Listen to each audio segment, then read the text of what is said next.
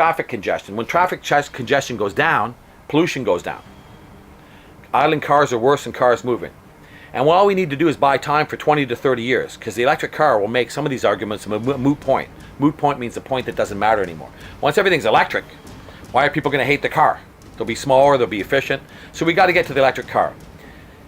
In my greatest dreams, as an inventor, and someone that understands some engineering, I would start to build up the infrastructure of the city for the electric car. Because if you don't have the lines for it, you don't have the chargers for it, if you don't space them accordingly, put them near destinations people want to go to, put them in neighborhoods of high density or people who have cars, it's pointless. The electric car can't function. They don't go very far, and we're a very cold country. Remember, we're a winter country. Batteries don't like cold, most all of them. So they become less and less efficient. So I can't imagine it's minus 20 after a day and you break down. Imagine if all the electric cars stopped on the highway.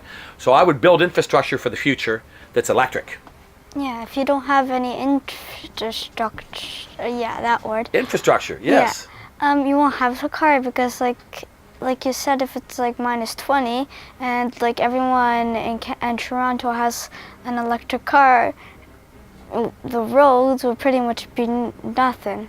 Everyone would be on the side. Their cars would break down. He's a smart, he learns quick.